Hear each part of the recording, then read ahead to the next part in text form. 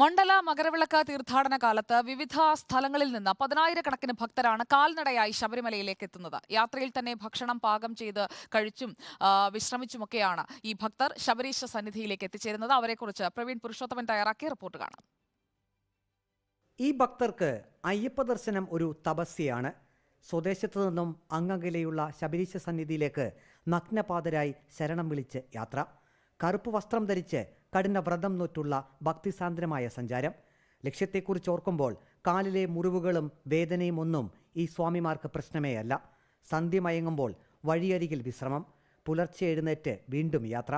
കാട്ടുവഴികളിൽ കൂടി സഞ്ചരിക്കുമ്പോൾ വന്യമൃഗങ്ങളെ അടുത്ത് കണ്ടിട്ടുണ്ടെങ്കിലും ഇതുവരെ ഉപദ്രവമൊന്നും ഉണ്ടായിട്ടില്ലെന്ന് ഈ ഭക്തർ പറയുന്നു.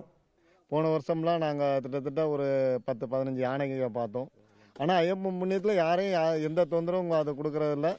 நாங்கள் அப்படியே அங்கே நின்று சரணம் விളിக்கும் போது அது அப்படியே அதோட போக்கில் போயிடுது. நம்ம அதுக்கப்புறம் நாங்கள் கடந்து வந்துடுறோம்.